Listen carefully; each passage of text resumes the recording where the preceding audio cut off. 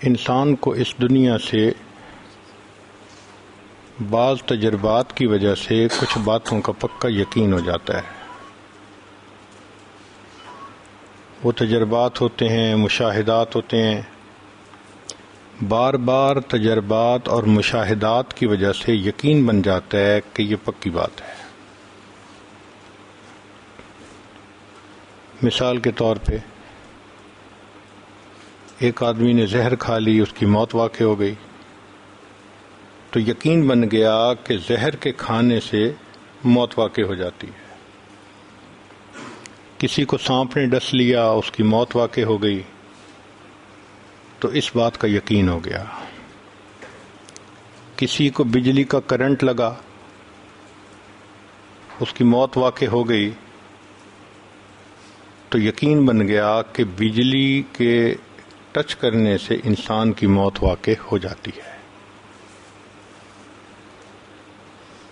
اسی طرح ہم روزانہ اپنے دفتر جاتے ہیں،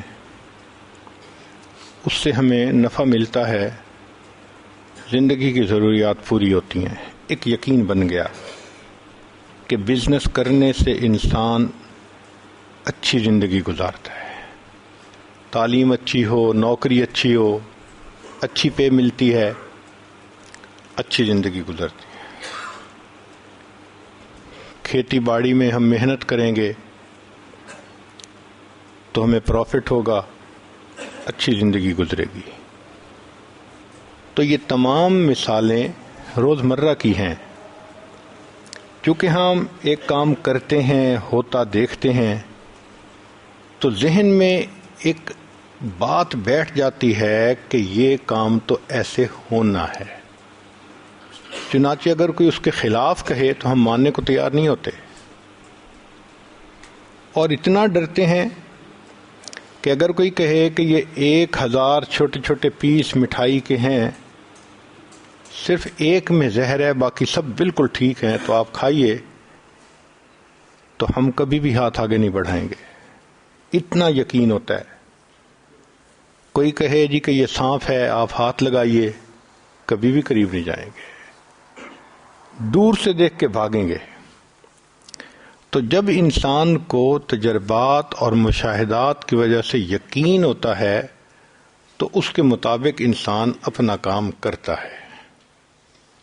اس کو کہتے ہیں نظر کا راستہ، کہ دیکھ کر پھر بات کو ماننا. ایک ہے خبر کا راستہ، کہ کسی کی بات کا یقین کر کے بات کو مان لینا. مثال کے طور پہ ہم سب یہ مانتے ہیں کہ یہ ہمارے والد ہیں. کس نے کہا؟ والدہ نے کہا. تو والدہ کے کہنے پر ہم نے تسلیم کر لیا کہ جی یہ ہمارے والد ہیں. کبھی کسی نے گواہ مانگے؟ کبھی کسی نے پوچھا کہ کوئی عینی شاہد؟ ضرورت ہی نہیں. جب والدہ نے کہہ دیا. اب ہماری والدہ سچ بھی بولتی ہے، مصلحت کے تحت جھوٹ بھی بول سکتی ہے، بندہ بشر ہے نا. لیکن نبی علیہ الصلوۃ والسلام جو کچھ اللہ رب العزت کی طرف سے لے کر آئے، ان پر اعتماد کرتے ہوئے اس شریعت کو مان لینا، اس کو ایمان کہتے ہیں. وہ تو صادق الامین تھے. تو ایک ہے نظر کا راستہ، ایک ہے خبر کا راستہ، کہ نبی علیہ السلام نے فرما دیا. ہم مانتے ہیں جنت ہے، جہنم ہے، ہم مانتے ہیں کہ خدا موجود ہے، اس نے اتنی کتابوں کو اتارا، انبیاء کو بھیجا، ہم ہر چیز کو مانتے ہیں. تو یہ خبر کا راستہ ہے کہ جس سے ہم بات کو مانتے ہیں. چنانچہ جو بندہ شریعت کو تسلیم کرتا ہے، نبی علیہ السلام کی بات کی سچائی اس کے دل میں اتر گئی ہے، اس کو بھی اسی طرح پکا یقین ہوتا ہے کہ حدیث پاک میں یہ آ گیا، اب ایسا ہو کے رہنا ہے. مثال کے طور پر جو شخص اپنے مال کی زکوٰۃ ادا کرتا ہے، اس کا مال اللہ کی حفاظت میں آ جاتا ہے. اب یقین ہونا، دارالعلوم دیوبند کے ایک خازن تھے جن کو اللہ نے بڑا مال دیا تھا. ان کا تقیہ کلام تھا اللہ کے فضل سے. ایک رات وہ جب وہ تہجد میں اٹھے تو کیا دیکھتے ہیں کہ جس کمرے میں انہوں نے اپنا مال پیسہ رکھا ہوا تھا اس کے تالے کو جو چھوٹا سا لگا ہوا تھا ایک چور توڑنے کی کوشش کر رہا ہے. اپنا گھر ہے، اپنا کمرہ ہے، یہ آرام سے اپنے وضو میں لگے رہے، تہجد پڑھنے لگے رہے. جب فجر کا وقت ہوا تو مسجد جانا تھا تو اس وقت چور کے پاس گئے، فرمایا بھائی ابھی تک آپ سے یہ تالا نہیں ٹوٹا تو اب کیا ٹوٹے گا؟ تو وہ چور بھاگ گیا کہ مالک جاگ گئے. انہوں نے آ کے مسجد کے اندر نماز پڑھی تو محتمم صاحب جو اس وقت تھے انہوں نے نماز پڑھائی تو یہ خزانچی صاحب ٹریئر جو تھے دارالعلوم کے وہ آئے اور کہنے لگے حضرت آج تو اللہ کے فضل سے اللہ کا غضب ہو گیا. انہوں نے کہا آپ کیا کہہ رہے ہیں؟ اللہ کے فضل سے اللہ کا غضب ہو گیا. اب وہ کہنا چاہتے تھے اللہ کا غضب ہو گیا مگر تقیہ کلام کی وجہ سے کہہ رہے تھے اللہ کے فضل سے اللہ کا غضب ہو گیا. پھر جب پورا واقعہ سنا تو انہوں نے کہا کہ بھئی جب اٹھ گئے تھے تو شروع سے ہی آپ نے چور کو کیوں نہ بھگا دیا؟ وہ کہنے لگے مولانا آپ سے میں نے سنا تھا جو پوری زکوٰۃ دیتا ہے اس کا مال اللہ کی حفاظت میں ہوتا ہے. میں چونکہ زکوٰۃ ادا کرتا ہوں مجھے یقین تھا کہ کوئی میرے مال کو چوری نہیں کر سکتا. تو حدیث مبارکہ کے اوپر اتنا یقین ہونا کہ یہ 100% پکی بات ہے. چنانچہ حدیث پاک سے ثابت ہوتا ہے کہ جو انسان حرام مال کماتا ہے اس کے نتیجے میں اللہ تعالیٰ اس کی اولاد کو نافرمان بنا دیتے ہیں. ہم آنکھوں کے سامنے مثالیں دیکھ سکتے ہیں. کتنے لوگ حرام کماتے ہیں اور ان کی اولادیں ان کے سامنے نافرمانی کرتی ہیں. پھر کہتے ہیں جی پتہ نہیں بچے افلاطون بن گئے ہیں، ہماری تو سنتا نہیں مانتا نہیں. بھئی تم اللہ کی نہیں سنتے اور مانتے، اولاد تمہاری کیسے سنے اور مانے گی؟ تو یقین ہو جانا. چنانچہ حدیث پاک سے ثابت ہوتا ہے کہ جو آدمی سود استعمال کرتا ہے اس کا مال برباد ہو جاتا ہے. ہم نے اس زندگی میں اپنی آنکھوں سے 20 بندوں کو بینکرپٹ ہوتے دیکھا. سود کا کام شروع کیا، کاروبار ہی ڈوب گیا. تو ان باتوں کا اس لیے یقین ہونا کہ اللہ کے حبیب صلی اللہ علیہ وسلم نے فرما دیا ہے، یہ ہے خبر کا راستہ. پکی بات ہوتی ہے. میڈیکل کے میدان میں جب کوئی پیشنٹ ہاسپٹل میں لایا جاتا ہے نا اور کہا جاتا ہے جس کو بخار ہے، تو بخار کی کئی ریزنز ہوتی ہیں. وائرس ہو سکتا ہے، بیکٹیریا انفیکشن ہو سکتی ہے، ملیریا ہو سکتا ہے، کئی چیزیں ہو سکتی ہیں. یہ جتنی مختلف پاسبلٹیز ہیں ان کو کہتے ہیں ڈفرینشل ریزنز، کہ یہ ممکنہ وجوہات ہو سکتی ہیں. پھر اس کا بلڈ ٹیسٹ کروایا جاتا ہے اور بلڈ ٹیسٹ سے فائنل پتہ چلتا ہے کہ نہیں یہ تو ملیریا تھا. اس کو کہتے ہیں ڈیفینٹ ریزن. ڈیفینٹ ریزن کے بعد ڈاکٹر کہہ دیتا ہے کہ جی اب یہ اس کا علاج ہے، کریں گے تو یہ ٹھیک ہو جائے گا، اور وہ آدمی ٹھیک ہو جاتا ہے. بالکل اسی طرح ہم نظر سے جو دیکھ رہے ہوتے ہیں وہ ڈفرینشل ریزنز ہوتی ہیں، لیکن جو نبی علیہ الصلوۃ والسلام نے بتلا دیا وہ ڈیفینٹ ریزن ہوتی ہے، پکی بات ہوتی ہے. مسلمان ہونے کے ناطے اس کے اوپر ہمارا پکا بھروسہ ہونا چاہیے، یقین ہونا چاہیے. چنانچہ اللہ رب العزت نے قرآن مجید میں 2 انبیاء کے واقعات بیان فرمائے. ان کا مقصد کوئی کہانی سنانا نہیں تھا، کہ جیسے ہم بچے کو سلانے کے لیے کوئی فرضی کہانی سنا دیتے ہیں، بلکہ ان کا مقصد سبق دینا تھا۔ ایک کہانی سنائی سیدنا موسیٰ علیہ السلام کی کہ اللہ رب العزت نے ان سے پوچھا وما تلک بیمینک یا موسیٰ، اے موسیٰ علیہ السلام آپ کے دائیں ہاتھ میں کیا ہے؟ قال ہی عصای، عرض کیا اے اللہ یہ میرا عصا ہے، اتوکأ علیہا واحش بہا علی غنمی ولی فیہا مآرب اخری، ٹیک لگاتا ہوں، بکریاں چراتا ہوں، بڑے میرے اس میں فائدے ہیں۔ فرمایا القہا یا موسیٰ، اتنے فائدے جو گنوا رہے ہیں اس عصا کے تو ذرا زمین پہ ڈالیے۔ جب زمین پہ ڈالا فإذا ہی حیۃ تسعی، دوڑنے والا پائتھن اژدہا بن گیا۔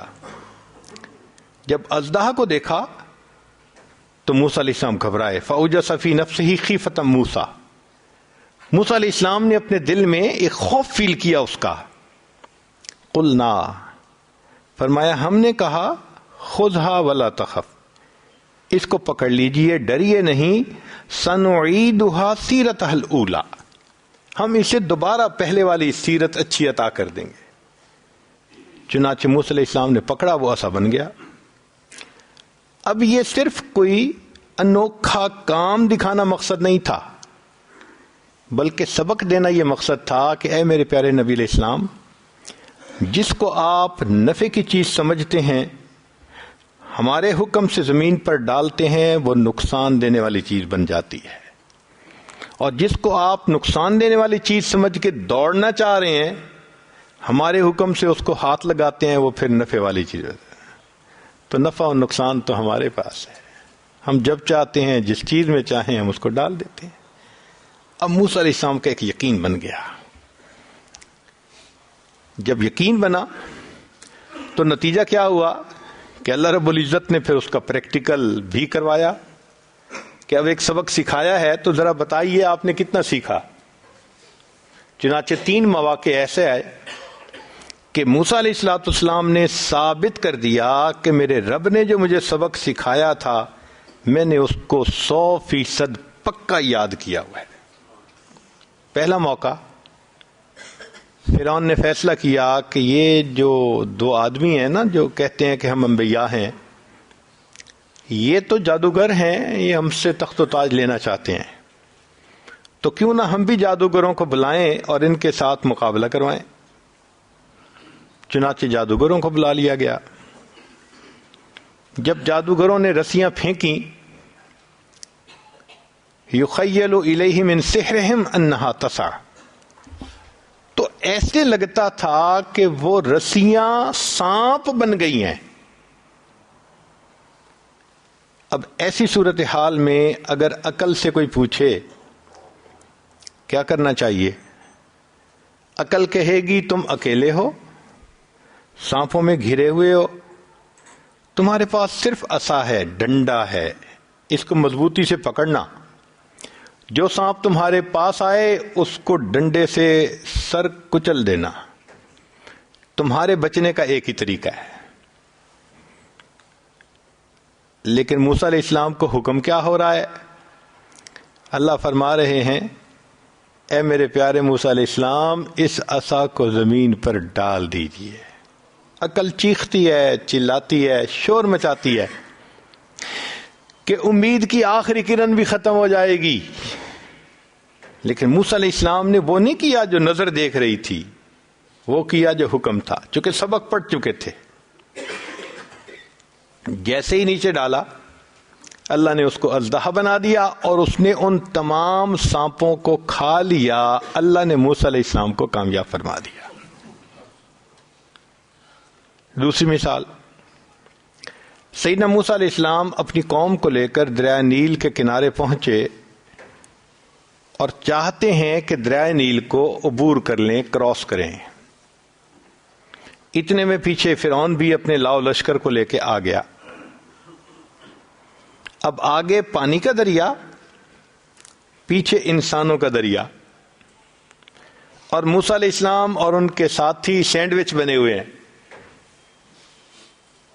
قال اصحاب موسیٰ انا لمدرکون، کہا موسیٰ علیہ السلام کے صحابہ نے کہ اب تو دھر لیے گئے، اب نہیں بچ پاتے۔ موسیٰ علیہ السلام کی ایک یقین بھری آواز اٹھی، کلا ہرگز نہیں، ان معی ربی سیہدین، میرا رب میرے ساتھ ہے، وہ ضرور میری رہنمائی فرمائے گا۔ یقین بنا ہوا تھا نا۔ اب ایسی صورتحال میں عقل سے پوچھیں کیا کرنا چاہیے؟ عقل مشورہ دے گی کہ فرعون آ رہا ہے لشکر کے ساتھ، تمہارے پاس صرف ایک عصا ہے، ڈنڈا ہے، مقابلے کے لیے تیار ہو جاؤ،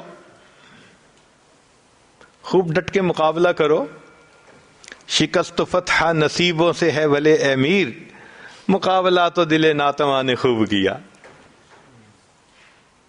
لیکن جب موسیٰ علیہ السلام اللہ کی طرف متوجہ ہوتے ہیں، رب کریم کی طرف سے حکم آتا ہے ان اضرب بعصاک البحر، پانی پہ عصا ماریے، عقل چیختی ہے، چلاتی ہے، کہتی ہے کہ پانی پہ عصا مارنے سے کیا بنے گا، مارنا ہے تھوڑا ویٹ کرو، جب فرعون پہنچ جائے تو اس کے سر پہ دے مارنا۔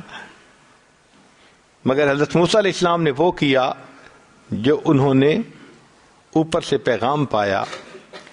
نتیجہ یہ ہوا کہ اللہ رب العزت نے 12 راستے بنا دیے اور بنی اسرائیل اس میں سے آرام سے پار ہو گئے، اللہ نے ان کو محفوظ فرما دیا۔ پھر ایک تیسرا موقع آتا ہے، بنی اسرائیل وادی تیہ میں، پینے کو پانی نہیں، جینے کو پانی نہیں، تو قوم آ گئی، حضرت پانی نہیں ہے، کیسے جئیں گے، کہاں سے پانی پیئیں گے؟ عقل سے بندہ سوچے کہ کیا کرنا چاہیے۔ عقل کہتی ہے کہ ایک ڈنڈا ہی تو ہاتھ میں ہے، اب یہ کریں کہ آپ آہستہ آہستہ زمین کو کھودیں، گڑھا بن جائے گا تو نیچے سے ہو سکتا ہے پانی نکل آئے، مگر خیال رکھنا کہ تمہارا ڈنڈا ٹوٹ نہ پائے، دوسرا نہیں ہے۔ اللہ رب العزت سے جب موسیٰ علیہ السلام پوچھتے ہیں کہ اللہ کیا کرنا چاہیے، فرمایا ان اضرب بعصاک الحجر، پتھر پہ مارے۔ پھر عقل چیختی ہے، شور مچاتی ہے کہ پتھر پر مارنے سے تو لکڑی ٹوٹ جائے گی، امید کی آخری کرن بھی ختم ہو جائے گی۔ مگر سیدنا موسیٰ علیہ السلام نے سبق پڑھا تھا، یاد تھا، انہوں نے وہی کیا جو رب کا حکم۔ نتیجہ کیا ہوا کہ پتھر میں سے چشمے جاری ہوئے اور اللہ نے بنی اسرائیل کو پانی عطا فرما دیا۔ تو موسیٰ علیہ السلام کا واقعہ بتا کر پھر آگے جو اللہ نے 3 مثالیں دیں، تو ان کا مقصد یہ تھا کہ جو ہماری ذات پر یقین کرتا ہے، دیکھو ہم کس طرح قدم قدم پہ اس کو کامیاب فرماتے ہیں۔ پھر اللہ رب العزت نے یہی سبق سیدنا ابراہیم علیہ السلام کو پڑھایا۔ انہوں نے پوچھا اللہ آپ مردوں کو کیسے زندہ کریں گے؟ فرمایا اولم تؤمن، کیا آپ ایمان نہیں رکھتے؟ قال بلا، اللہ 100% ایمان ہے، ولکن لیطمئن قلبی، دل کی تسلی کے لیے بات کر دی ہے۔ فرمایا اچھا تم اتنے اتنے پرندے لو اور ان کے گوشت کو قیمہ بنا دو، آپس میں مکس کرو، اور وہ مختلف پہاڑوں کی چوٹیوں پہ رکھ کے آؤ، پھر ان کو اپنی طرف بلاؤ، یاتینک سعیا، دوڑتے ہوئے تمہارے پاس آئیں گے۔ ابراہیم علیہ السلام نے آنکھوں سے دیکھا کہ وہ پرندے زندہ ہوئے اور آئے، ایک یقین بن گیا۔ اللہ رب العزت نے ایک سبق پڑھانا تھا، پھر بعد میں ان کو امتحان میں بھی ڈالنا تھا، پریکٹیکل لینا تھا اس کا۔ اب یقین تو بن گیا، مگر جو ابراہیم علیہ السلام کا امتحان تھا وہ بہت مشکل تھا۔ اللہ تعالیٰ فرماتے ہیں وَإِذِ ابْتَلَىٰ إِبْرَاهِيمَ رَبُّهُ بِكَلِمَاتٍ، اور ابراہیم علیہ السلام کو اس کے رب نے بعض چیزوں میں آزمایا، فَأَتَمَّهُنَّ، وہ 100% اس میں کامیاب ہوئے، 100% نمبر لیے انہوں نے۔ ایک بڑا امتحان یہ تھا قوم بتوں کو پوجتی تھی، تو وہ موسیٰ حضرت ابراہیم علیہ السلام کو بھی ایک میلے میں لے جانا چاہتی تھی. تو ابراہیم علیہ السلام نے کہہ دیا انی سقیم، میری طبیعت ٹھیک نہیں. کئی مرتبہ انسان فزیکلی بیمار ہوتا ہے اور کئی مرتبہ اس کی طبیعت نہیں چاہتی کسی کام کو کرنے کو. تو انہوں نے فرما دیا بھائی میری طبیعت تمہارے ان کاموں سے بیزار ہے، میں ٹھیک فیل نہیں کر رہا. قوم چلی گئی. جب قوم گئی تو ابراہیم علیہ السلام کو خیال آیا آج وقت ہے، جن معبودوں کی یہ پیروی کرتے تھے وہ اکیلے ہیں، چلیں ان سے بھی دو ہاتھ کر لیتے ہیں. ایک کلہاڑا لیا، جتنے بت تھے فجعلہم جزازا الا کبیرا، سب کے ٹکڑے کر دیے. جو بڑا تھا اس کے کندھے پہ کلہاڑا ڈال دیا.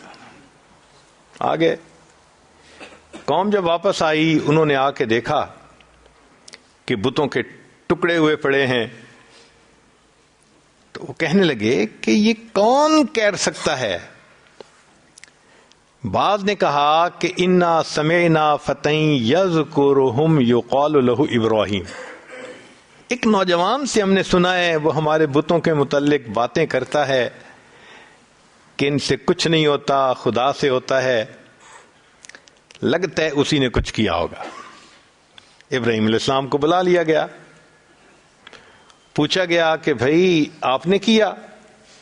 ابراہیم علیہ السلام نے کہا بھائی دیکھو جہاں سے آلہ برآمد ہوتا ہے تو پہلے تو دریافت وہاں سے کرتے ہیں نا. تو کلہاڑے سے ٹکڑے ہوئے، تمہارا کلہاڑا کہاں ہے؟ بڑے بت کے کندھے پہ، کہ پوچھو اس سے. وہ کہنے لگے بت تو نہیں بتا سکتا. ان کا پھر خدا کس لیے مانتے ہو جو اپنے آپ کو نہیں بچا سکتا؟ کیا گزری جو یہ نہیں تمہیں بتا سکتا تم اس کو خدا مانتے ہو؟ اب قوم لاجواب ہو گئی. ایک اصول یاد رکھیں کہ جب کوئی بندہ لاجواب ہو جاتا ہے نا وہ پھر بجنگ آمد لڑنے پہ تیار ہو جاتا ہے، چونکہ اس کے پاس دلیل تو ہے نہیں کہ وہ زبان سے بات کرے. چنانچہ قوم کو بھی آگے سے جواب تو ملا کوئی نہ. کہنے لگے حرقوہ، اس کو آگ میں جلاؤ، وانصروا آلہتکم، اپنے معبودوں کی مدد کرو. اللہ کی شان. وقت کے بادشاہ نے اناؤنسمنٹ کر دی کہ اتنے عرصے کے بعد ہم آگ جلائیں گے اور اس میں اس بندے کو ڈال کے اس کو جلا دیں گے. اب چونکہ آگ جلانی تھی، بتوں کا معاملہ تھا، تو اس نے کہا کہ لوگ اس کے لیے لکڑیاں اکٹھی کریں. اس زمانے کی عورتیں منتیں مانتی تھیں، بیٹا ہوا تو اتنے من لکڑی ڈالوں گی، صحت ہو گئی بیمار کو اتنے من لکڑیاں ڈالوں گی. ایک پہاڑ لکڑیوں کا بن گیا تھا. بالآخر اس کو آگ لگائی گئی. آگ اتنی تھی کہ کوئی اس کے قریب بھی نہیں جا سکتا تھا. ایک جھولا بنایا گیا کہ ابراہیم علیہ السلام کو جھولے میں بٹھا کے دور سے پھینکیں گے. اب سیدنا ابراہیم علیہ السلام کو آگ بھڑکتی نظر آ رہی ہے، آگ کے شعلے آسمان سے باتیں کرتے نظر آ رہے ہیں. لیکن قربان جائیں ابراہیم علیہ السلام کے یقین پر، ایمان پر. گھبراہٹ نہیں، پریشانی نہیں، ڈپریشن کا نام و نشان نہیں، پرسکون دل ہے. حتیٰ کہ ان کو اس جھولے میں بٹھا دیا گیا اور بٹھا کے ان کو آگ کی طرف پھینک دیا گیا. ابھی وہ ہوا میں تھے تو فرشتوں میں سے ایک فرشتے ہیں جبرائیل علیہ السلام. اللہ نے ان کے ذمے کئی کام لگائے ہوئے ہیں. ان کے چارٹر آف ڈیوٹی میں سے ہے انبیاء پر وحی لے کے آنا. ان کے چارٹر آف ڈیوٹی میں سے ہے انبیاء کی ایمان والوں کی مدد کرنا. ان کی چارٹر آف ڈیوٹیز میں سے ہے اناؤنسمنٹ کرنا. مؤذن بھی ہیں فرشتوں کے.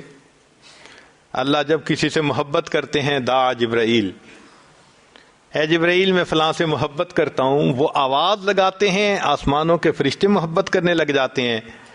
وہ آواز زمین پر لگاتے ہیں، بندے محبت کرتے ہیں، ثم یودع لہ القبول فی الارض. تو یہ بھی جبریل علیہ السلام کا کام ہے. لیلۃ القدر میں فرشتوں کے ساتھ اترنا، یہ بھی جبریل علیہ السلام کا کام ہے. اب چونکہ ایمان والوں کی مدد کرنا ان کا منصب ہے، تو وہ اللہ رب العزت سے پوچھتے ہیں، اے کریم آقا، آپ کے پیارے خلیل آگ میں ڈالے جا رہے ہیں، کیا میں مدد کر سکتا ہوں؟ جیسے ہم دفتروں میں آج پوچھتے ہیں نا جی، کین آئی ہیلپ یو؟ تو جبریل علیہ السلام نے بھی آفر کی کہ کیا میں مدد کر سکتا ہوں؟ اللہ رب العزت نے فرمایا ہاں جاؤ پوچھو، اگر آمادہ ہیں تو کرو. تو جبریل علیہ السلام آتے ہیں اور آ کے ابراہیم خلیل اللہ سے اس وقت پوچھتے ہیں، اللہ کا حاجہ، کیا آپ کو میری مدد کی ضرورت ہے؟ What can I do for you؟ ابراہیم علیہ السلام کا یقین دیکھیے، ایک فرشتہ پوچھ رہا ہے میں آپ کی مدد کر سکتا ہوں، اور وہ آگے سے سوال پوچھتے ہیں کہ کیا اللہ رب العزت کو علم ہے کہ میں اس حال میں ہوں؟ جبریل علیہ السلام نے کہا ہاں. فرمانے لگے حسبی سؤالی علمہ بحالی. یہ جو ہے نا کہ اللہ کو پتہ ہے میں اس حال میں ہوں، اس علم نے تیرے سامنے مجھے سوال کرنے سے روک لیا ہے. میں جب رب کو پتہ ہے تو بس کافی ہے. اللہ اکبر. ابراہیم علیہ السلام نے ثابت کر دیا کہ یقین یہ ہوتا ہے، اور محبت نبھانا اس کو کہتے ہیں. رب کریم نے بھی قرآن مجید میں خوش ہو کے فرما دیا وَإِبْرَاهِيمَ الَّذِي وَفَّى، میں ابراہیم بڑا وفادار نکلا. تو دیکھیے ایک سبق پڑھا تھا یقین کا، جب پریکٹیکل آیا اللہ نے سرخرو فرما دیا. تو قرآن مجید میں ایک مثال نہیں دی، دو مثالیں دی کہ ذرا دیکھو اگر ان انبیاء کے ساتھ اللہ نے خیر کا معاملہ کیا، تم بھی اگر اللہ کے حکموں پر چلو گے اللہ تمہارے ساتھ بھی خیر کا معاملہ کریں گے. ہم اس کی تلاوت تو کرتے ہیں، کبھی ان کے سبق کو سمجھنے کی کوشش کی ہم نے؟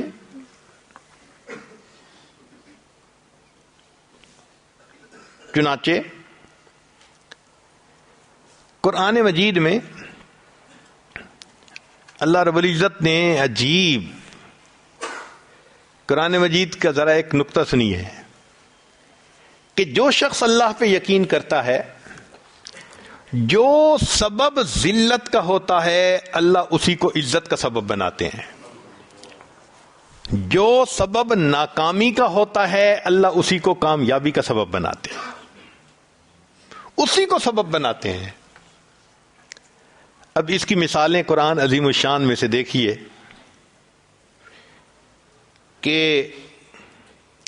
حضرت موسیٰ علیہ الصلوۃ والسلام کی والدہ اپنے بیٹے کو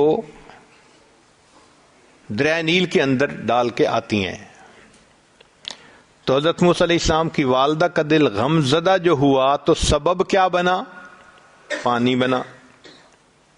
پانی میں بیٹے کو ڈالا تو ظاہرت تو دریا میں ڈالنا سبب بن رہا ہے نا، تو پانی سبب بن رہا ہے غم ملنے کا، مگر انہوں نے بیٹے کو اللہ کے حکم پر ڈال دیا. پھر ذرا غور کیجئے کہ بنی اسرائیل کو اللہ نے نجات دی فرعون سے. چاہتے تو جیسے قارون کو زمین میں دفن کیا تھا فرعون کو بھی دفن کر دیتے، چاہتے تو فرعون کو ویسے ہی موت آ جاتی، مگر نہیں. اللہ تعالیٰ نے فرعون کے ساتھ کیا کیا؟ فرعون کو پانی میں ڈبو کے مارا. کیسے موت آئی؟ پانی میں ڈوب کے مرا. کیوں؟ کہ میری ایک بندی نے میرے اوپر یقین کر کے بیٹے کو پانی میں ڈالا تھا، آج اس کا دل غمزدہ ہو رہا ہے. موسیٰ علیہ السلام کی والدہ ایک وقت آئے گا میں اسی دریا کے پانی کو تیرے لیے خوشی کا سبب بنا دوں گا.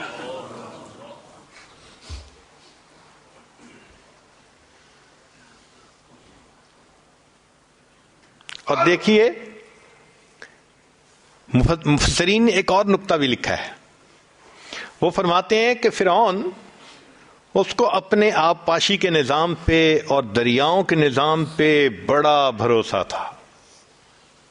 تبھی تو اس نے کہا تھا تقریر کرتے ہوئے هذه الانہار تجری من تحتی، یہ دیکھو میرے کیسے کیسے دریا ہیں جو آبپاشی کا میرا نظام ہے. تو اس کے دل میں یہ یقین تھا کہ ان آبپاشی کے نظام سے جو آمدنی ہوتی ہے، عزت ملتی ہے، اللہ نے اس کو ذلت دی تو سبب کیا بنایا؟ اسی دریا کو بنایا جس کے بارے میں وہ کہتا تھا کہ یہ میرے تحت چلتی ہیں. وہ تحت چلنے والے دریا میں ہی اس کو ڈبو کے دکھا دیا. ایک اور مثال قرآن مجید میں سے،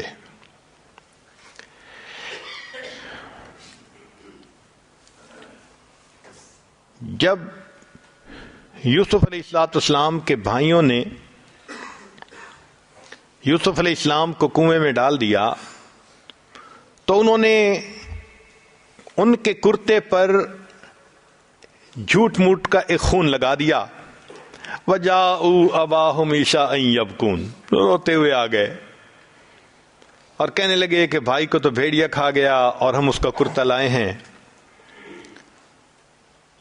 تو یعقوب علیہ السلام کو جو دکھ پہنچا تو ظاہری سبب کیا تھا؟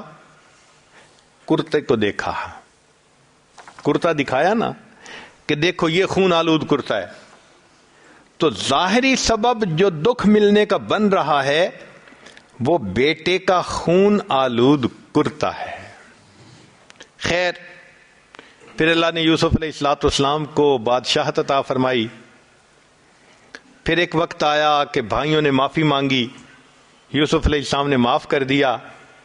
تو بھائیوں نے بتایا کہ آپ کے والد صاحب ابیضت عیناہ من الحزن، ان کی تو آنکھیں سفید ہو گئی، بینائی چلی گئی. اب یوسف علیہ السلام یہ بھی کہہ سکتے تھے کہ اچھا میں اللہ سے دعا کرتا ہوں اللہ میرے والد صاحب کی بینائی کو ٹھیک کر دے. یہ ممکن تھا نا، مگر یوسف علیہ السلام نے یہ نہیں کہا. یہ سننے کے بعد یوسف علیہ السلام نے کیا کہا؟ اذهبوا بقمیصی، میری قمیص کو لے کے جاؤ اور والد صاحب کی آنکھوں سے لگاؤ، فرتد بصیرا، ان کی بینائی لوٹ آئے گی. اللہ آپ ویسے ہی آنکھوں کو ٹھیک فرما دیتے، مگر اللہ نے سبق دینا تھا. اے میرے یعقوب علیہ السلام، آپ کو غم ملا تھا بیٹے کے خون آلود کرتے کو دیکھ کر، اب انہی کا کرتا آ رہا ہے، آنکھوں سے لگائیں گے، بینائی لوٹے گی، پھر بیٹا دوبارہ مل جائے گا. تو جو ذلت کا سبب ہوتا ہے اللہ اس کو عزت کا سبب بنا کے دکھا دیتے ہیں. اصول فطرت ہے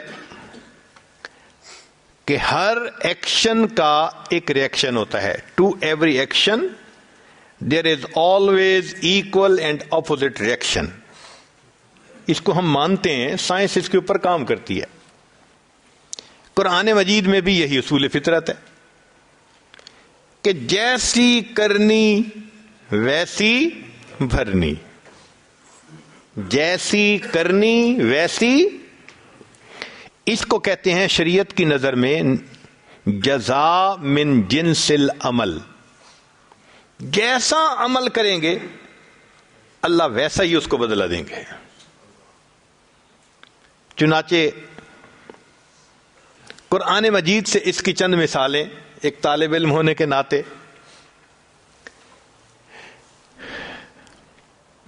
اللہ رب العزت نے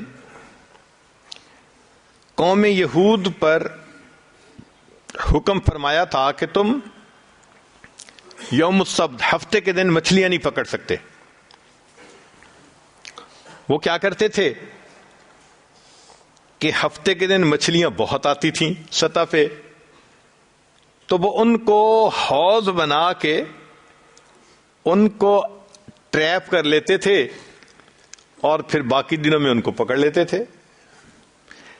ظاہرہ وہ کہتے تھے جی کہ ہم ہفتے کے دن مچھلیاں نہیں پکڑ رہے، مگر منشا خداوندی پوری نہیں کر رہے تھے، اپنی منشا پوری کر رہے تھے. ان کو الگ تو کر لیتے تھے نا. تو انہوں نے اللہ رب العزت کے حکم کو مسخ کیا کہ یوں بھی کہیں کہ ہم تو نہیں پکڑتے اور پکڑ بھی رہے ہیں.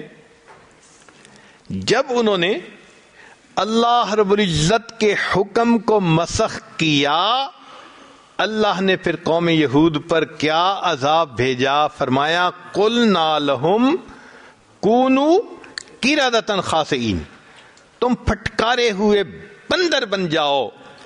انہوں نے اللہ کے حکم کو مسخ کیا، اللہ نے جواب میں ان کے چہروں کو مسخ فرما دیا. جیسی کرنی ویسی بھرنی. قرآن مجید سے دوسری مثال،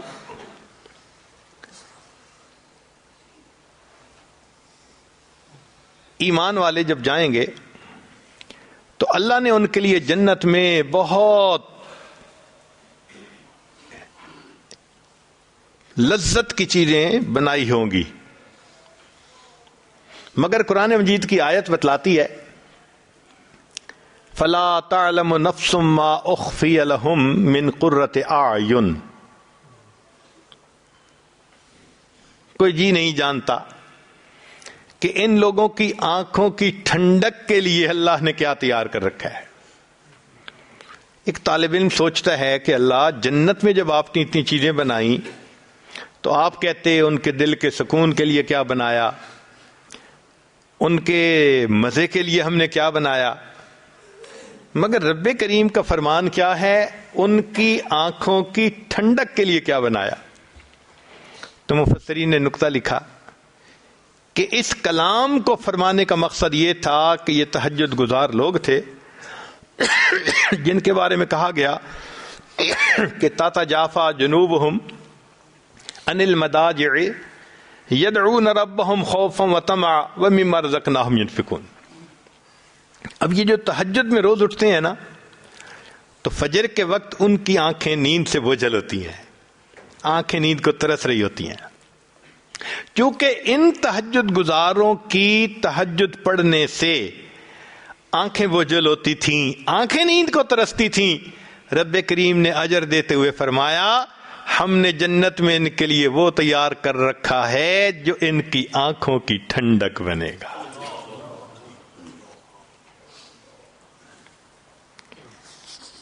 قرآن مجید سے تیسری مثال، قیامت کے دن جب مجرم لوگ اللہ کے سامنے کھڑے ہوں گے تو اللہ رب العزت فرماتے ہیں وَلَوْ تَرَىٰ إِذِ الْمُجْرِمُونَ نَاكِسُو رُءُوسِهِمْ عِنْدَ رَبِّهِمْ. اگر تم دیکھو اس وقت ان مجرموں کو سر جھکے ہوں گے اللہ کے سامنے، سر جھکا کے کھڑے ہوں گے. تو طالب علم کے ذہن میں سوال پیدا ہوتا ہے کہ یہ کیوں کہا کہ سر جھکا کے کھڑے ہوں گے؟ یوں بھی کہہ سکتے تھے کہ اللہ کے سامنے کھڑے ہوں گے. مفسرین نے نقطہ لکھا، ان کا دیکھو یہ نافرمان لوگ تھے، ان کے سامنے اللہ کا حکم پیش کیا جاتا تھا، یہ کہتے تھے ہم نہیں مانتے، ہم اس حکم کے آگے نہیں جھکتے. چونکہ اللہ کے حکم کے آگے نہ جھکنے کی بات کرتے تھے، جب اللہ نے قیامت کے دن کو کھڑا کیا فرمایا ذرا دیکھو اب ان کا حال، ناکسو رؤوسہم عند ربہم، اب جھکے کھڑے ہیں اپنے رب کے سامنے، اپنے قصوروں کا اعتراف کر رہے ہیں. قرآن مجید میں سے ایک چوتھی مثال، اللہ رب العزت نے بنی اسرائیل کے لیے ایک قانون بنا دیا تھا کہ اگر تم توبہ کرنا چاہتے ہو فَاقْتُلُوا أَنفُسَكُمْ، اپنے آپ کو مارو. چنانچہ سورہ بقرہ میں ہے کہ بنی اسرائیل والوں کی توبہ ایسی تھی کہ آسمان پہ بادل آ گیا تھا، اندھیرا ہو گیا تھا اور انہوں نے چھریوں سے اپنے آپ کو مارا تھا. پھر اللہ نے ان کی توبہ کو قبول فرما لیا تھا. امت مسلمہ کے لیے تو ایسا نہیں ہے. امت مسلمہ کے لیے تو رب کریم کا اتنا قانون ہے الندم توبۃ، کہ دل میں بھی اگر کوئی بندہ گناہ پہ نادم ہو جائے گا تو یہ اس کی توبہ کہلائے گی. تو فرق کیا ہے؟ سبحان اللہ. مفسرین نے عجیب نکتہ لکھا. مفسرین نے لکھا کہ بنی اسرائیل کا معاملہ اور تھا. جب سیدنا موسیٰ علیہ السلام نے ان کے سامنے اللہ کی بات رکھی تھی تو بنی اسرائیل کا کہنا تھا اے موسیٰ علیہ السلام لن نؤمن لک حتی نر اللہ جہرۃ، ہم نہیں آپ پر ایمان لائیں گے جب تک اللہ کو ہم واضح طور پر نہیں دیکھیں گے. انہوں نے ایمان لانے کے لیے اللہ کو واضح دیکھنے کی شرط لگائی تھی. اللہ نے ان کی توبہ قبول کرنے کے لیے بھی واضح شرط لگا دی، تمہاری بات پہ نہیں ہم تسلیم کریں گے، اپنے بدن کو کاٹ کے خون نکال کے دکھاؤ گے تب تمہاری توبہ کو قبول کیا جائے گا. صحابہ کرام کا معاملہ اور تھا. نبی علیہ السلام تشریف لائے. اللہ کے محبوب صلی اللہ علیہ وسلم نے صحابہ کو دین کی طرف دعوت دی. کوئی کویسچن نہیں پوچھا، بات کو تسلیم کر لیا. کیونکہ اعتماد کر کے بات کو تسلیم کر لیا، اللہ نے فرمایا یہ امت میرے محبوب کی بات کو اعتماد کر کے تسلیم کر چکی، جب اس کی توبہ کا وقت آئے گا مجھے کسی پروف کی ضرورت نہیں، یہ فقط دل میں نادم ہو جائیں گے، میں ان کی توبہ کو قبول کر لوں گا.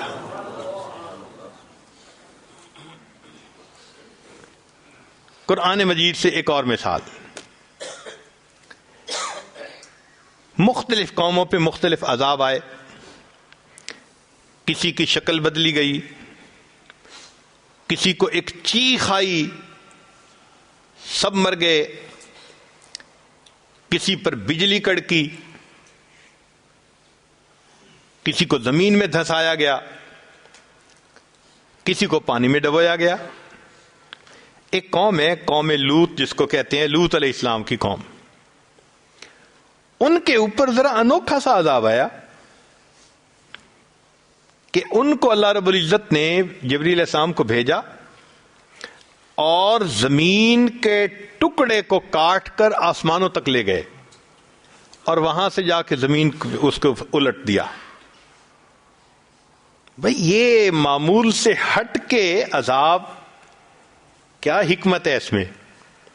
مفسرین نے لکھا، بات سمجھ میں آتی ہے. اس قوم کے اندر بیماری کیا تھی کہ یہ لواطت کے مرتکب ہوتے تھے. اللہ رب العزت نے مرد کو فاعل بنایا، یہ اس کو مفعول بناتے تھے، تو اللہ کی ترتیب کو الٹتے تھے.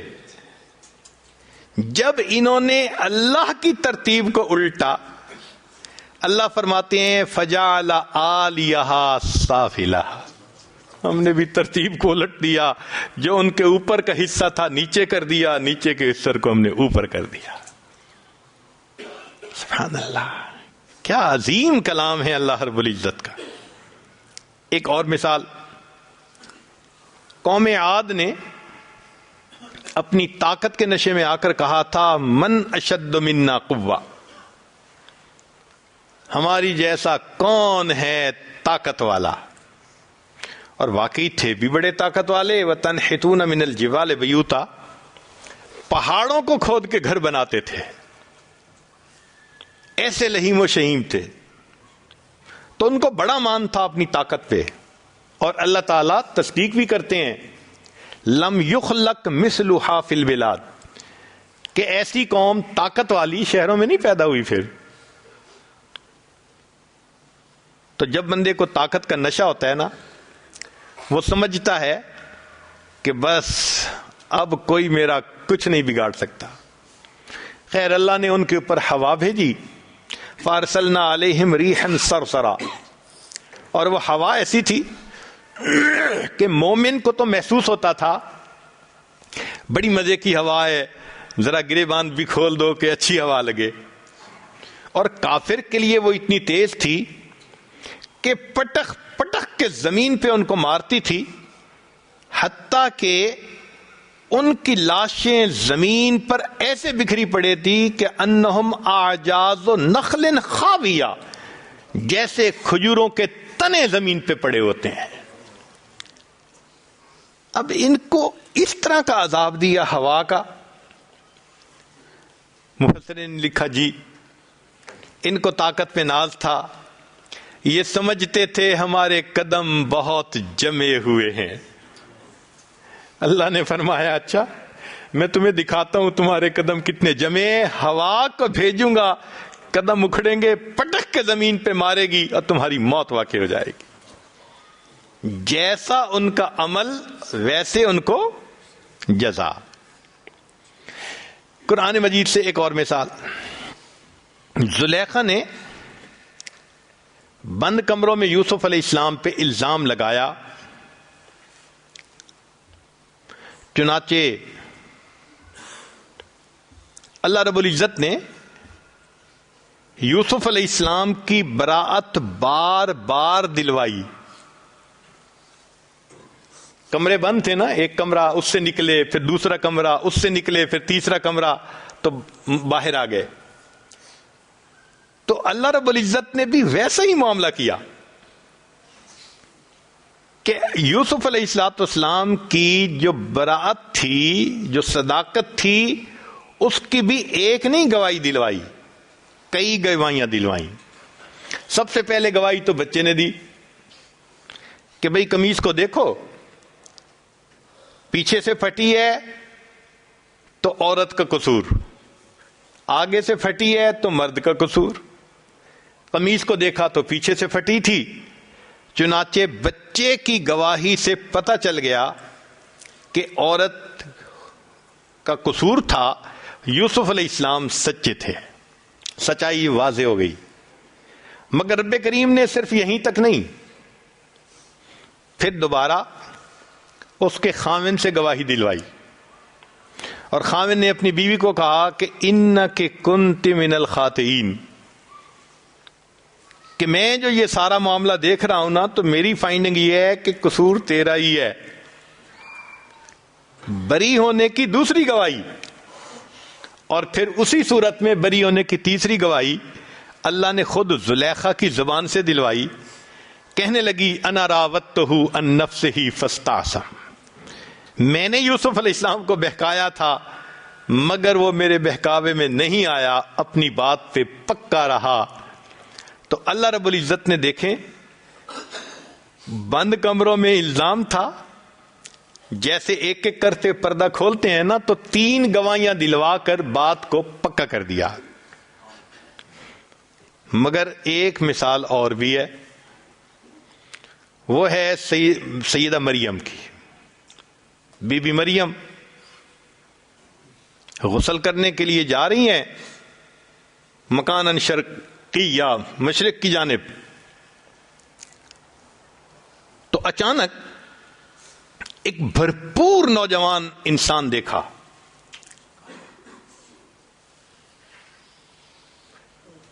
اللہ تعالیٰ فرماتے ہیں کہ ہم نے ان کو بھیجا بشراً سویہ، بھرپور مرد کی شکل میں۔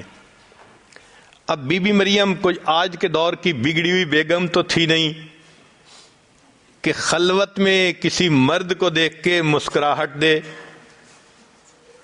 جب بی بی مریم نے دیکھا تو وہ گھبرا گئی، کہنے لگی کہ میں اللہ کی پناہ مانگتی ہوں، انی اعوذ بالرحمن منک ان کنت تقیہ، میں رحمان کی پناہ مانگتی ہوں۔ اب جب جبریل علیہ السلام نے دیکھا کہ یہ تو گھبرا گئی، تو جبریل علیہ السلام نے تسلی دی کہ انما انا رسول ربک، میں رب کا بھیجا ہوا نمائندہ ہوں، لِأَهَبَ لَكِ غُلَامًا زَكِيًّا، کہ آپ کو ایک نیک بیٹا ملے۔ بی بی مریم پہلے سے زیادہ گھبرا گئی۔ پہلے تو مرد کو دیکھا تھا نا، اور اب تو وہ مرد کہہ رہا ہے کہ تمہارا بیٹا ہوگا۔ کنواری لڑکی کو کوئی کہہ دے تو اس کے لیے تو یہ بڑا صدمہ۔ تو بی بی مریم کہنے لگی अन्ना यकूनु ली गुलाम, कैसे मेरा गुलाम बेटा हो सकता है। वलम यमससनी बशर, न मुझे किसी बशर ने छुआ। वलम अको बगिया, न मैं हूं बदकार। तो मुफस्सिरीन ने लिखा कि ये दो बातें क्यों कही। बीबी मरियम जानती थी बेटे होने के दो तरीके होते हैं, या तो निकाह होता है या फिर जिना होता है। तो दो बातों का रद्द किया। वलम यमससनी बशर, न तो है मेरा निकाह, वलम अको बगिया, न किया मैंने जिना, मेरा बेटा कैसे हो सकता है। तो जिब्रील अलैहिस्सलाम ने फिर बताया कि जी आपको बेटा परवरदिगार ने देना है, किसी जुल्फों वाली सरकार ने नहीं देना, क्यों घबराती हो। चुनाचे बीबी मरियम हामला महसूस होने लगे। ओह, ये बीबी मरियम के लिए एक अज़ियत का मामला था। जिस बच्ची ने एतकाफ की हालत में जिंदगी गुजारी हो, जवानी की उम्र तक इबादत करते करते पहुंची हो, पूरी कम्युनिटी को पता है, आज अगर वो अपने आप को हामला महसूस कर रही है तो उसके दिल की क्या कैफियत होगी। चुनाचे हारे हुए जर्नैल की तरह बीबी मरियम एक तरफ हट के बैठ गईं और कहने लगी, या लैतनी मित्तु क़ब्ल हाज़ा व कुन्तु नसियम मनसिया। ऐ काश इस वाक़े के होने से पहले मैं मर गई होती, मैं कोई भूली बसरी चीज होती।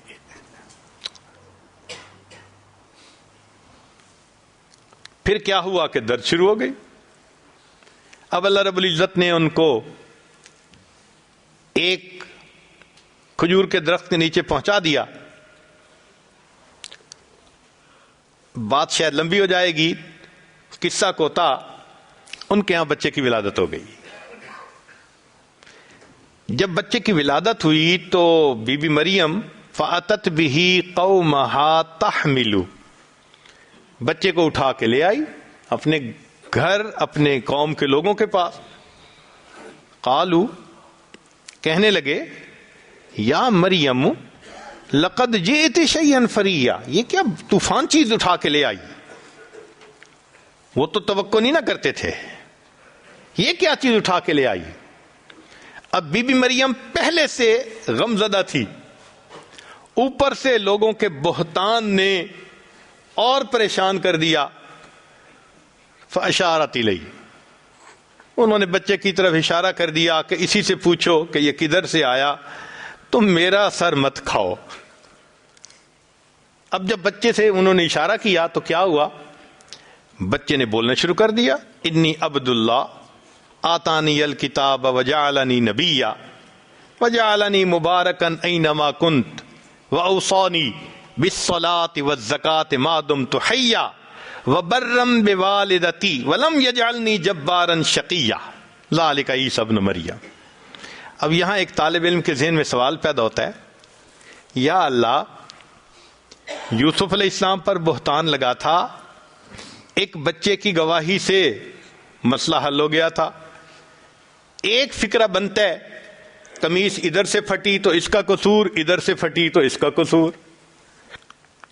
और यहां ईसा अलैहिस्सलाम ने क्या गवाही दी, एक लंबी बात शुरू कर दी। तो ये गवाही का अंदाज बदल क्यों गया। मुहद्दिसीन ने नुक्ता लिखा, वो फरमाते हैं, देखो यूसुफ अलैहिस्सलाम पर एक औरत, एक फर्द ने इल्जाम लगाया था। फर्द के उस इल्जाम को रद्द करने के लिए अल्लाह ने एक गवाह को पेश कर दिया था, बच्चे को। और यहां बीबी मरियम का मामला और था, यहां कौम थी, एक मजमा था, सारा मजमा कह रहा था लक़द जिअति शैअन फ़रिया। मजमे के लिए फिर सिर्फ एक फिक्रा काफी नहीं था, अब मजमे के लिए तकरीर की जरूरत थी। चुनाचे ईसा अलैहिस्सलाम ने उस मजमे के सामने फिर बयान शुरू फरमा दिया। गवाही का अंदाज देखो कैसा है।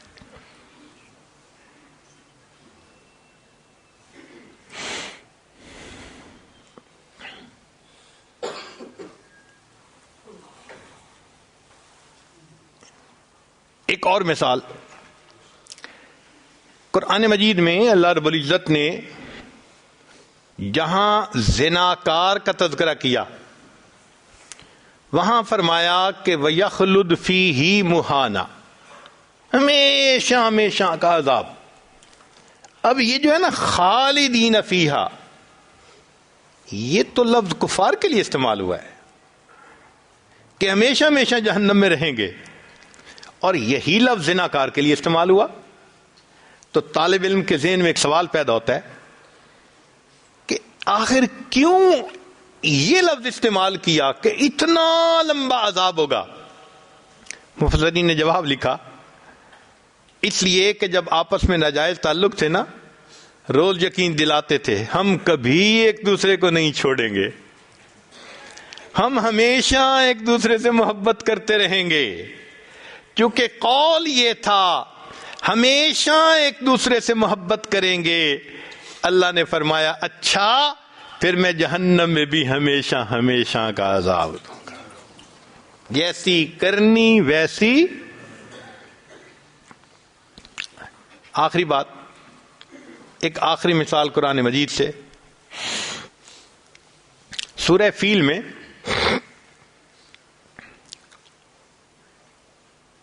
تفصیل ہے کہ جب ابرہا اپنے ہاتھیوں کے لشکر کو لے کر آیا بیت اللہ شریف کو گرانے کے لیے، اس کی چاہت یہ تھی کہ یہ بیت اللہ مرکز بن رہا ہے، اس کو میں مٹا دوں اور اس کی بجائے یمن سائڈ پر جہاں سے وہ آیا تھا وہاں ایک الگ مرکز بناؤں.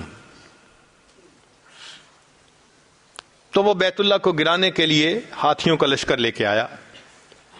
اللہ رب العزت نے چھوٹے چھوٹے پرندوں کو بھیجا جن کو ابابیل کہتے ہیں، اور ان کے ذریعے سے ان کو کھائے ہوئے بھوسے کی طرح بنا دیا. یہ واقعہ سورہ فیل کے اندر ہم پڑھتے ہیں. یہاں طالب علم کے ذہن میں ایک سوال پیدا ہوتا ہے کہ ادھر ہاتھیوں کا لشکر اور ادھر پرندے چھوٹے چھوٹے، معاملہ کیا؟ مفسرین نے اس کا عمومی جواب بھی دیا، تحقیقی جواب بھی دیا. عمومی جواب تو یہ دیا کہ جانوروں میں سے عام طور پر ہاتھی سب سے زیادہ مضبوط جانور سمجھا جاتا ہے. یعنی کئی مرتبہ جنگل میں دو دو تین تین شیر مل کر حملہ کرتے ہیں تو ہاتھی کو نیچے زمین پہ نہیں گرا پاتے، کئی گھنٹوں کی کوشش کے باوجود. یہ اتنا سٹیبل جانور ہوتا ہے. تو ہاتھیوں میں سے، تو جانوروں میں سے یہ سب سے بھاری بھرکم مضبوط جانور تھا جو ابرہا لے کے آیا تھا بیت اللہ کو گرانے کے لیے.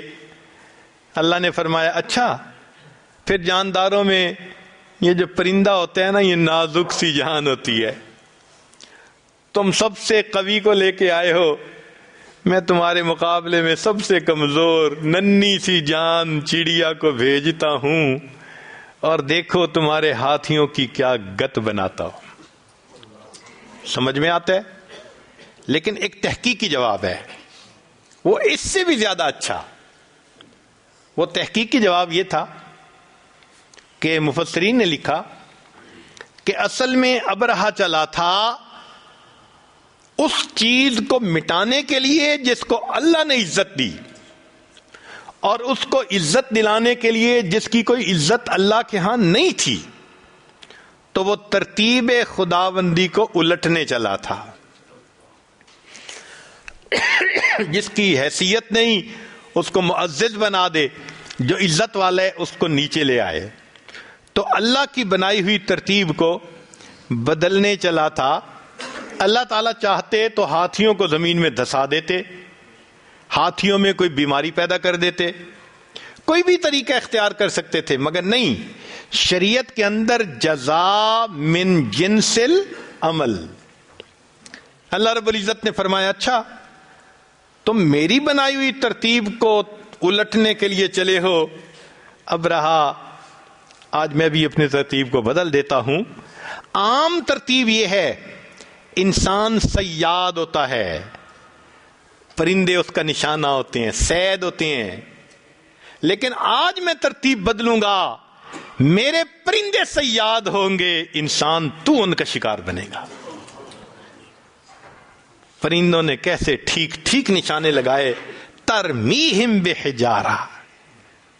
تو سمجھ میں بات آتی ہے کہ جیسی کرنی ویسی بھرنی۔ تو بھئی شریعت میں جو احکام ہمیں بتائے گئے ان کے بارے میں ہمیں دل میں پکا یقین رکھ لینا چاہیے۔ چلیں احادیث مبارکہ سے بھی چند مثالیں۔ حدیث پاک میں ہے جس قوم میں زنا کی کثرت ہوگی اس میں بیماریوں کی کثرت۔ اب ذرا غور کیجئے گا، زنا میں جسمانی لذت تھی، جیسی کرنی ویسی، اور بیماری میں جسمانی اذیت ہوتی ہے، تو اصول وہی نظر آیا۔ ناپ تول میں جو قوم کمی کرے گی اللہ ظالم بادشاہ کو مسلط کر دیں گے۔ ناپ تول کی کمی میں اونچ نیچ ہوتی ہے، اور جب بادشاہ ظالم ہوتا ہے تو بھی حقوق کے اندر اونچ نیچ ہوتی ہے۔ جو زکوٰۃ نہیں دے گا اللہ اس کو بارش کو روک دیں گے۔ کیوں؟ زکوٰۃ نہ دی، غربا متاثر ہوئے، اللہ نے بارش کو روک دی، امراء متاثر ہوئے، نہ فصل ہوئی نہ باغ کا پھل ہوا۔ فرمایا وعدہ خلافی کرو گے تو ہم قوموں کو تمہارے اوپر مسلط کر دیں گے۔ کیوں؟ وعدہ خلافی بے وفائی ہوتی ہے۔ فرمایا تم میرے ساتھ بے وفائی کرو گے ہم تمہیں بے یار و مددگار کر دیں گے، دشمن کو تمہارے اوپر مسلط کر دیں گے۔ جو قوم حکم خدا کو توڑے گی ان میں خون ارزاں ہو جائے گا۔ کیوں؟ انہوں نے حکم خدا کو بے قیمت سمجھ کے توڑا، اللہ نے انسانوں کے جانوں کی قیمت ہی ختم کر دی، مولی گاجر کی طرح کترے جاتے ہیں۔ تاریخ سے مثالیں ملتی ہیں۔ حضرت زید لعنہ نے اپنے والد کو چھوڑا تھا، صحابہ میں سے یہی صحابی تھے جن کو زید بن محمد کہلایا گیا۔ تو دیکھو کیسی جزا ملی، باپ کو چھوڑا، محبوب صلی اللہ علیہ وسلم کو کا نام اللہ نے والد کے نام پہ دیا۔ سلمان فارسی لعنہ نے وطن کو چھوڑا تھا، خاندان کو چھوڑا تھا، نبی علیہ السلام نے فرمایا السلمان منا اہل البیت، اہل بیت کو چھوڑا تھا، اہل بیت میں شامل ہو گئے۔ عبداللہ ذوالبجادین رضی اللہ عنہ، چچا نے ان کے جسم کو ننگا کر دیا تھا اور گھر سے دھکا دیا تھا۔ جب ان کی وفات ہوئی نبی علیہ السلام نے ان کے کفن کے لیے اپنی چادر عطا فرما دی تھی۔ تیرا بدن میرے دین کے لیے ننگا ہوا، میں اپنے محبوب صلی اللہ علیہ وسلم کی چادر سے تیرے بدن کو ڈھانپ کے دکھاؤں گا۔ تو اللہ کے ہاں ایک قانون ہے، تو ہمیں چاہیے کہ ہم اللہ کے وعدوں پر بھروسہ کریں۔ ہم تو مرد ہیں، عورتوں کو بھروسہ تھا اللہ کے وعدوں پر۔ چنانچہ میں واقعہ سنا کے بات مکمل کرتا ہوں، سنیے گا ذرا۔ حضرت موسیٰ علیہ السلام کی والدہ کو اللہ تعالیٰ نے فرمایا کہ اپنے بیٹے کو پانی میں ڈال دو۔ ماں اپنے بیٹے کے بارے میں بہت کیئرفل ہوتی ہے، واچفل ہوتی ہے، رسک نہیں لیتی، مگر اللہ تعالیٰ فرماتے ہیں وَلَا تَخَافِي وَلَا تَحْزَنِي، ڈرنا بھی نہیں گھبرانا بھی نہیں، اِنَّا رَادُهُ إِلَيْكَ، ہم اسے تمہارے پاس لوٹائیں گے، وَجَاعِلُوهُ مِنَ الْمُرْسَلِينَ، ہم نے اسے رسولوں میں سے بنانا ہے۔ اب جب موسیٰ علیہ السلام کی والدہ کو یہ اللہ کا پیغام ملا، الہام ہوا، تو وہ یقین کر گئیں، بچے کو ڈال دیا۔ بالآخر بچے کو فرعون نے پکڑا اور فرعون اس کو لے کر گھر آیا۔ اللہ فرماتے ہیں وَحَرَّمْنَا عَلَيْهِ الْمَرَاضِعَ مِنْ قَبْلُ، ہم نے دودھ حرام کر دیا عورتوں کا، وہ دودھ ہی نہیں کیوں پیتے۔ فرعون پریشان، یہ فیڈر کا زمانہ تھا نہیں، عورتیں ہی دودھ پلاتی تھیں، عورتیں آ رہی ہیں، موسیٰ علیہ السلام دودھ نہیں پیتے۔ فرعون کا اعلان کہ کوئی عورت آ کے اس کو دودھ پلائے، سوٹ کر جائے تو بس بہت اچھا۔ چنانچہ کیا ہوا کہ موسیٰ علیہ السلام کی والدہ نے بیٹی کو بھیجا، جاؤ پتہ کرو صورتحال کا۔ بیٹی گئی، امی آؤ، بھائی تو دودھ نہیں پی رہا۔ موسیٰ علیہ السلام کی والدہ چلی گئی، دودھ پلایا، بچے نے دودھ پی لیا۔ فرعون نے کہا بس اب اس عورت کو واپس نہیں جانے دینا، یہ محل میں رہے گی۔ 2-3 دن تو موسیٰ علیہ السلام کی والدہ محل میں رہیں، پھر فرمانے لگیں بھائی اپنا گھونسلہ اپنا کچا ہو یا پکا، میں تو اپنے گھر جاتی ہوں۔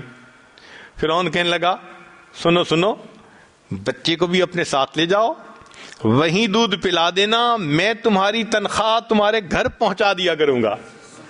اللہ قرآن مجید میں فرماتے ہیں فرددناہ الی امہ، ہم نے موسیٰ علیہ السلام کو لوٹا دیا ان کی والدہ کے پاس، کئی تقر عینہا، اس کی آنکھیں ٹھنڈی ہوں، ولتعلم، اور وہ جان لے، ان وعد اللہ حق، کہ اللہ کے وعدے سچے ہیں۔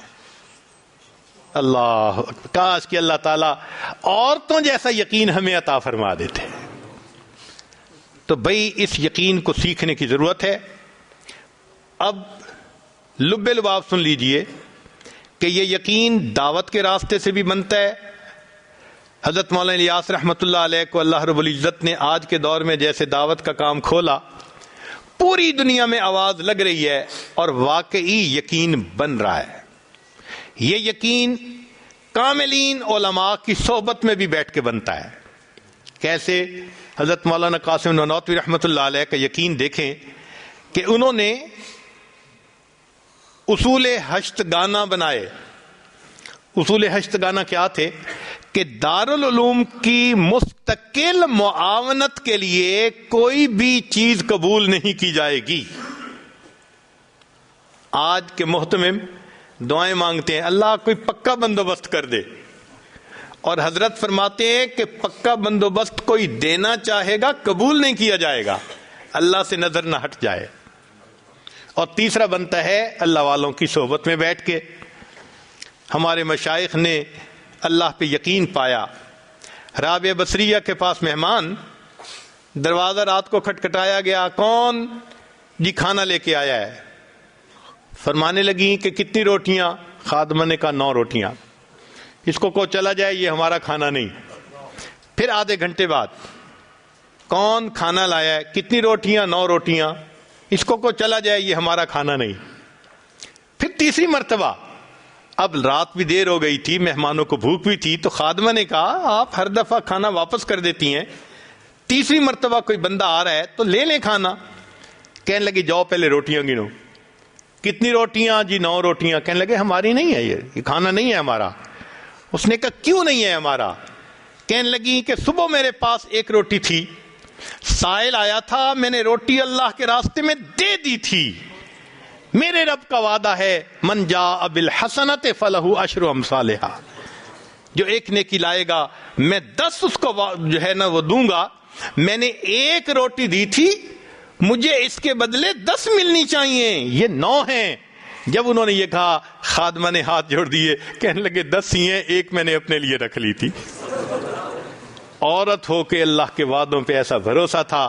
اللہ تعالی ہمیں بھی اپنے وعدوں پہ بھروسہ عطا فرمائے تاکہ بقیہ زندگی ہم یقین کامل کے ساتھ زندگی گزاریں۔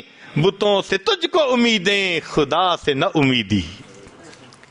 بتوں سے تجھ کو امیدیں، خدا سے نہ امیدی، مجھے بتا تو صحیح اور کافری کیا ہے۔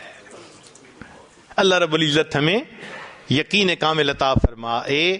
وآخر دعوانا ان الحمد للہ رب العالمین۔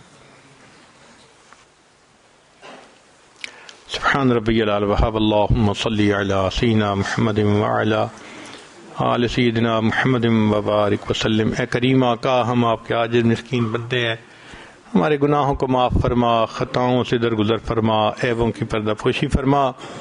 میرے مولا، ہم ڈھل مل یقین کی زندگیاں گزارتے پھر رہے ہیں، تذبذب کی زندگی ہے۔ اللہ ہمیں اپنے وعدوں پہ کامل بھروسہ عطا فرما۔ اے کریم آقا، ایمان میں مضبوطی عطا فرما۔ اے اللہ، ہمیں معصیت کی ذلت سے محفوظ فرما، ہمیں طاعات کی عزت عطا فرما۔ کریم آقا، ہم پر رحمت کی نظر فرما۔ اے اللہ، اس مجمع کے اٹھنے سے پہلے سب کے گناہوں کو معاف فرما۔ اے اللہ، سب کو اپنے مقبول بندوں میں شامل فرما۔ مقامی دوستوں نے جس محبت کے ساتھ یہاں آنے کی دعوت دی، اللہ اس کے بدلے ان کو اپنی سچی محبت نصیب فرما۔ اے کریم آقا، جو پریشانیاں ہیں ان کو دور فرما، جائز حاجات کو پورا فرما۔ کریم آقا ہماری ان دعاؤں کو اپنی رحمت سے قبول فرما. ہمارے والدین عزیز اقارب مشائخ جو فوت ہو چکے ان کی مغفرت فرما, جن کی آپ نے مغفرت کر دی قرب کے اعلیٰ درجات عطا فرما. ربنا تقبل منا انک انت السمیع العلیم تب علینا انک انت التواب الرحیم. صلی اللہ تعالی علی حبیبہ سیدنا محمد وآلہ واصحابہ اجمعین برحمتک یا ارحم الراحمین.